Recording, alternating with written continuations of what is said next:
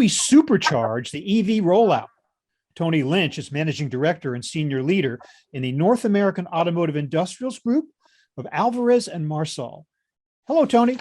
Hello, how are you? Good. Thank you very much for being with me. I really appreciate it. We're just hearing like right now how much the EV or electric vehicle market is heating up. Is that your observation as well? Oh, yes. We see a tremendous amount of activity from the OEMs, traditional OEMs. We see lots of new entrants coming into the market. We work a lot with the tier one supply base. They're all adjusting their footprints and strategies to move toward the EV transition. We see a lot of activity in the battery and even like battery recycling. I mean, many different areas of the value chain are really exploding. Mm-hmm.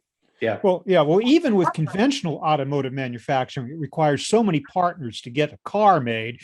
I'm wondering what type of partnership, I mean, I think you just referred to a little bit of answering this question, but what kind of partnership activity is really underway that can support automakers' goals to electrify? I think the biggest area is in the battery technology. All of the OEMs, whether they be Asian or European or North American, are forming some sort of partnership with battery manufacturers. Mm-hmm. Now, sometimes it's a traditional relationship where they want to just procure the batteries, the BEV batteries.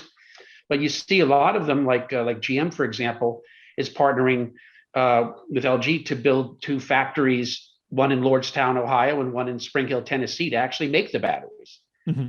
There's a whole range of technology, co-development, and co-manufacturing partnerships going on in the battery space.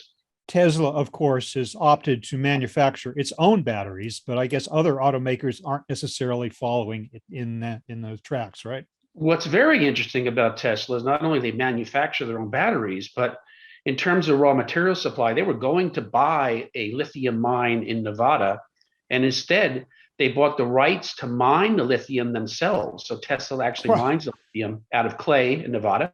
Mm-hmm. And they've developed a partnership with a nickel mine in New Caledonia, which is an island off Australia and New Zealand, to procure nickel. And they've also made some strategic partnerships in the Congo, Democratic Republic of the Congo, to acquire cobalt. Wow. So we see them doing a very interesting strategy in terms of partnerships. Yeah.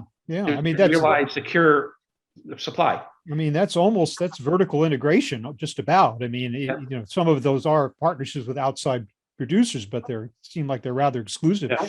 So what about suppliers? What strategies are they implementing in order to specialize their manufacturing and invest in areas that might be fruitful for EVs?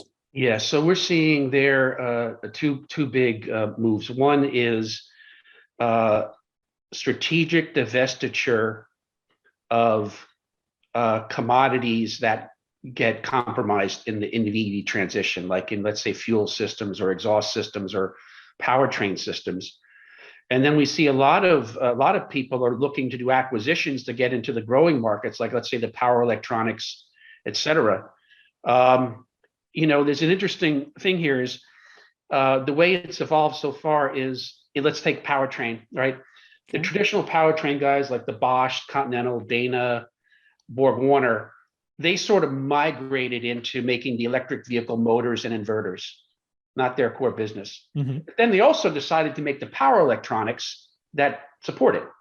Now, they're not electronics companies.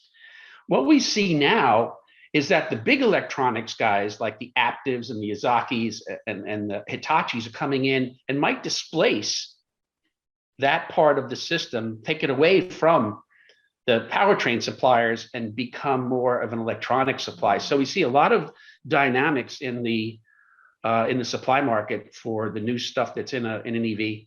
Sounds like there's no one solution that fits all, that there are different strategies depending on the supplier, depending on the OEM, right? And actually this could be just an intermediate step, because what happens if the true electronics companies like, the Sonys and the Samsungs and the LGs come in and displace the Aptivs and the Yazakis? Well, they're going to see a huge market out there. I would be surprised if they didn't see some real lucrative opportunities and try to muscle in on it, since they already are. Right, $1,600 worth of content in power electronics in an electric vehicle. Wow. Now Yeah. you alluded to cobalt, you alluded to lithium and the like. I want to ask you about two potential blocks in that, like rare earth minerals, which of course are still very much dominated by China Yep. on one hand, and of course microchips on the other, which are in short supply for everybody right now. How is that serving as an obstacle, those dual sourcing problems serving as an obstacle, if at all, to the production or the ramping up of EVs right now? I'm not was certain. Let's take one at a time. Let's take the rare earth metals and the black mass components. Mhm. Not yet. I mean, I think the level of EV production is still small enough where we really haven't got into a tight squeeze on the supply of those chemicals. Okay, in the chip supply, Tesla's more like a software company than they are an automotive company. They've designed and they redesigned the vehicle to get rid of the chips that are the old tech chips that a lot of the traditional OEMs are using. So they don't have that problem. But let me say this, is that, GM, I mentioned, is building these battery plants, $2.5 billion, investing a ton. But the problem is that right now, the primary battery technology is called pouch. And that's what the Chevy Bolt was, and then of course they're all catching on fire, and they're saying, well, you can't charge it that fast, you can't charge it to full. So what if this whole battery configuration that we're doing right now called pouch goes away in 2 years and replaced by solid state? All that investment and all that money and all this access to all these chemicals modifies, right? This is sort of it. I see the black mass and the lithium liquid ion batteries as an intermediate step to solid state. Just today, there was an announcement from a company called Prologium Technology with Mercedes to provide solid state electric batteries going forward. So this is by not anywhere near the end game. This is right in the middle of the play here. Would you say that's just a replay of old technology shifts, like from the days of old tube radios and tube televisions to solid state? That's just a natural transition and evolution? Yes, and there's many companies out in California and other startups that are working on solid state EV batteries now, and that's obviously going to be the future. They're already succeeding. First of all, they're lighter, which gives you a lot of range capability.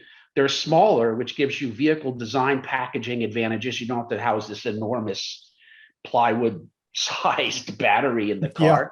Yeah, it takes up the whole bottom of the car. Hot, and they're quick. They're much quicker to charge. They're rapid, much more quicker to charge. So yes, you're going to see a dramatic shift in the capability of EVs in general, but also on the whole supply chain and manufacturing base. I've got to think that quicker charge time is just an absolute plus and essential to the growth of EVs, because that's the big complaint now. You don't want to sit in a charging station for an hour, waiting to charge your car. Probably like 4 or 5 hours. But yeah, so yeah, I mean, the range used to be the holy grail. Now it's charging time. Yeah, and what about the number of charging stations? Are they keeping pace with the growth of sales in EVs? Yeah, that's another area of our research. They're really exploding. A lot more companies getting into it. The networks are expanding. We're seeing charging stations that are put along like interstates and highly traveled routes.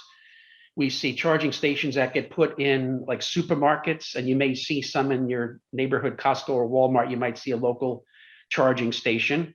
And certain companies like big employers will put a charging station in their employee parking lot. So we're seeing several different kinds of increase of charging stations. It's growing very, very rapidly. Tony, I hear you being very optimistic. It sounds like everything you said, or a lot of what you just said to me in the last few minutes, indicates a strong, very positive future for EVs. Are there any hurdles to be overcome that might temper your outlook for this particular sector?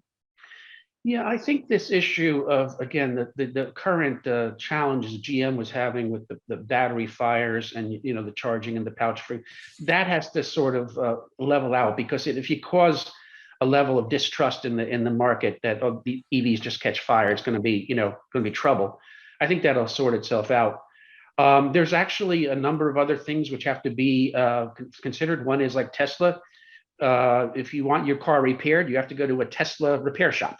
But the world is the United States is full of Midas and other shops that fix cars, and they don't have the right to repair Teslas. That's going to change, going to constrict that market. Yeah. I think the other thing too is the safety. Some sort of do-it-yourself home car mechanics are probably going to get fried if they open up their electric battery to try to work on it. So there's a number of issues, I think, on the repair, on the safety, on the again battery type and configuration that have to be figured out. Yeah. Well, I have to think that they will be at some point, because EVs look like they really are at least one of the types of cars of the future. So, Tony Lynch, Alvarez and Marcel, thank you very much for giving us this, your insights and outlook on the electric vehicle market. Really appreciate your time. Thank you, Robert. Appreciate it.